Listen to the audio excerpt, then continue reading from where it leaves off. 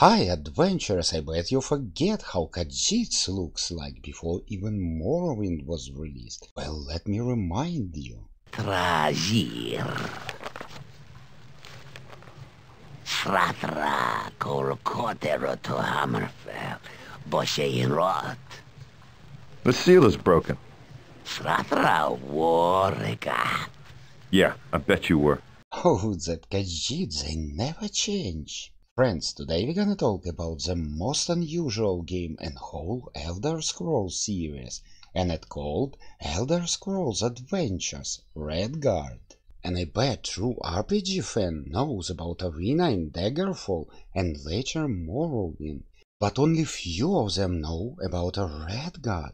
That's why this game is also called Lost Game, Lost Adventure. But why? How is it possible? It's an Elder Scrolls game after all. And what makes Redguard so unique in a bad way? Or maybe it's not that bad? Let's find out. First of all, in Redguard your character will be pre-made. There will be no character creation at all. You will get a role and you're gonna play it. Second, there will be no usual first-person view. Your camera will be forced to third-person point of view. And yes, there will be opportunity to make an upside-down look, but it doesn't really change anything. And the third, my friends, this game is actually not an RPG at all. It's more an action-adventure game. There will be no experience, no stats, no way to level up your character. But while I was playing, I got a feeling that I'm playing an RPG game. And of course it's not, but there will be plenty of interesting quests all around.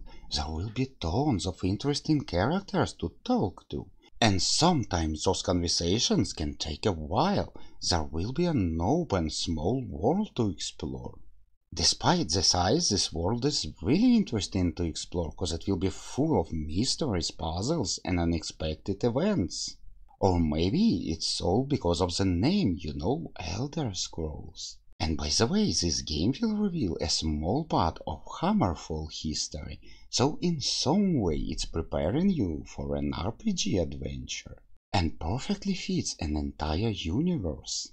You will play as Cyrus, ruthless pirate. Your sister is missing, and your quest will be to find out what's happened to her. It's been a while since you met her last time. Actually, 10 years passed. All this time you was in self-exile, cause somehow you managed to kill your sister's husband. And now you are on your way to the Stros M'Kai, a small island controlled by Empire, to find out is everything okay with your sister, and promise her to never kill her new husband again. Such a trivial beginning, but you know what? Every great adventure starts with something small. On your way to the island, you will get attacked by pirates, and actually it will be the first thing you're gonna do in this game. You will have to fight two enemies at the same time.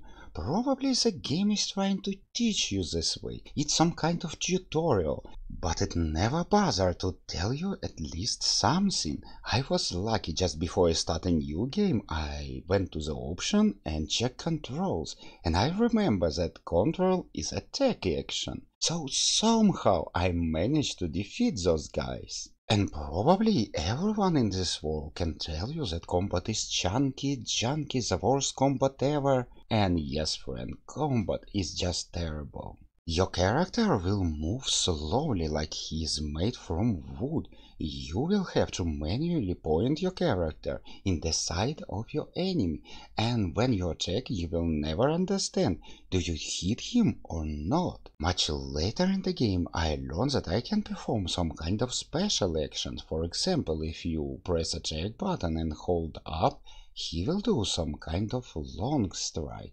And yep, you will learn how to block attacks.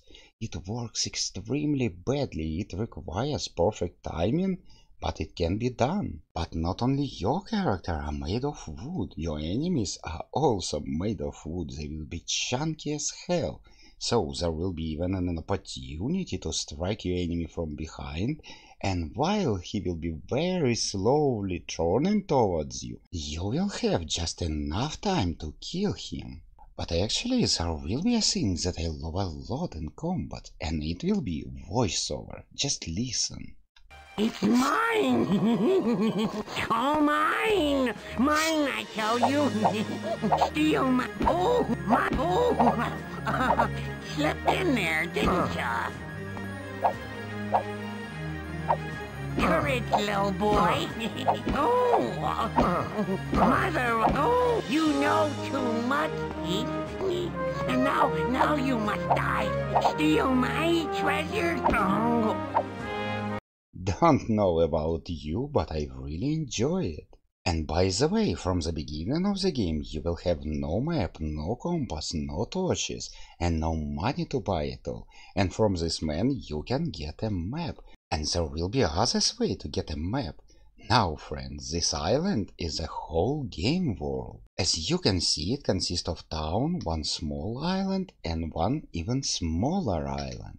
And when I tell you that the game world will be really small, I mean it. It will take you only 5 minutes to run from one side of the world to another. Despite that fact, there will be plenty of places for you to explore. Dangerous dungeons, mysterious observatory with a little bit crazy scientist living inside. And yep, that ancient empire excavation site. What kind of artifacts are they digging for? And by the way, on that small island, an evil necromancer will live. Exploration here is done on the highest level. It will be very interesting to explore every inch of that island. Oh friends, there was a time when Bethesda knows how to create interesting worlds. Made for humans by humans, not that AE, like they use in Starfield and completely kill it all. Now let me tell you about the gameplay itself.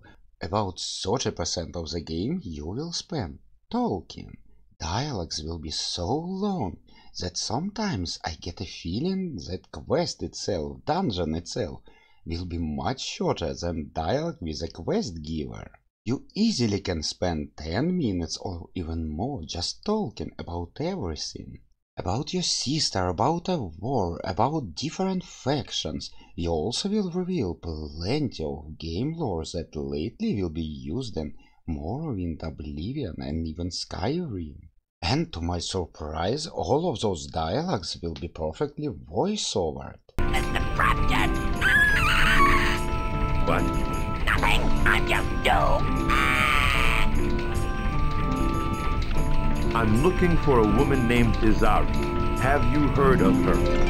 I hear many things. I hear the pipes rumble, the gears turn, and the whistle of the funny. The rat won't ever hear any women. And by the way, he's my favorite character. Okay, but let's move on. Another 40% of the game you will spend running. Your character speed will be so low even when you're running, and believe it or not, but there will be an ability to switch into walking mode. The island itself is not huge, but you will spend plenty of time just running from one point to another. Just imagine, to reach a necromancer island, you need to spend 10 minutes. Okay, you talk with him, and now let's spend 10 minutes running back to town. And the rest 30% you will spend fighting, trading, solving all kind of puzzles, and trying to somehow survive in platformer part of the game. And about that platforming part, developers took all the inspiration from the Tomb Raider game. The intention was to create a whole series of Elder Scrolls adventures. And since we don't see continuation of the sequel, developers realize a failure by themselves. Cause you, my friend, if you decide to play this game, will suffer a lot. Cause all platforming part will consist of constantly falling from the ropes, falling into the stinky water, falling into the usual water, and you will fall a lot into the lava. The thing is, moving and especially jumping is done so bad, it's nearly impossible to do even the simplest jump in this game. And there will be another very annoying feature. When you reload your game, your character will move with a triple speed, only for a few seconds, but that will be enough for you to fall from the cliff. And the physics itself will be done very badly. You encounter a bridge, it on the ground level, the same level as your feet, but you will stuck and will not be able to just walk into this bridge. You need to jump on it. This time, game will teach you to make a save game before any jump at all, and the game will turn into eternal cycle of loading and saving your game. That's so annoying. Now let's talk about puzzles. There will be plenty of puzzles in the game, and most of those puzzles are very easy to solve, but there will be some puzzles like Scarab Beetle puzzle that has no logic at all, no tips will be given, and it's just impossible to solve it by yourself unless you have a few days of free time to spend it on one puzzle. Then maybe somehow randomly you will be able to solve it. There also will be Runes Observatory and Pipes puzzle, but at least you can use some logic to solve them. But I will give you another example, more gentle one. So, as you know, our main hero has balls of steel, and when he finally reached Governor Palace, a palace full of gods and evil wizards, he started to behave himself very rudely, and at some point even will tell the governor to shut up, I will interrogate you, I will ask you a question. And of course this situation will end badly, governor will give an order to arrest you, and in a moment you will find yourself in prison. Prison is my favorite place in all Elder Scrolls games. And in your cell there will be only one dying prisoner who swallowed the key. I will skip a little, but in the end you will get this key. And if you have some ideas how you can get this key, drop me a comment. But let's go back to puzzle. There will be no doors in your cell, but this time you will find usage for this key. You know, like in all movies about a prison, you will start scratching one of the rocks little by little, and this time you will be able to remove this stone. But imagine my surprise, behind this stone block there was nothing, literally nothing. It turned out that you need to use the stone block itself, you need to jump on it, and then you will be able to jump higher and reach a rope. Oh, that was interesting experience, and good puzzle after all. The game will be full of different kind of glitches, your character will constantly stuck, literally in everything, in water, in different surfaces, everywhere. But glitches will not be your main problem will be crashes that will constantly throw you away from the game. If you read reviews, you will learn that all players faced crashes, errors, and nearly 40% even said that they cannot finish game cause of crashes. From my personal experience, I must say, yep, there will be crashes, there are no way to avoid them, but they will not be that often. In total I play 6 or maybe 7 hours and I try 3 different versions from Microsoft Store, from Steam and from GOG. And I got error only 3 times. For me it means playable, but maybe I was just lucky. This review is based on Microsoft Game Pass version, but if you want better picture I recommend you to try GOG version. It definitely looks better, and some people even say that there will be less bugs, but who knows? In general, Elder Scrolls Adventures Redguard leaves a positive feelings, except that platforming part is completely horrible without any excuses. It will take you about 20 hours to complete this game, and I promise you, you will be completely surprised by the story and charmed by characters. I myself was surprised a lot, I never expect that I will like this game that much. And yes, it's not an RPG game, but you will feel the good old spirit of Elder Scrolls literally everywhere. An adventure if it happens so that you play this game before. Share your memories with us. I will love to read it. My viewers will love to read it. With that said, thank you all for watching. I want to wish you a happy day and I meet you tomorrow. Of course, if this shark hunting will go well. See you, friends.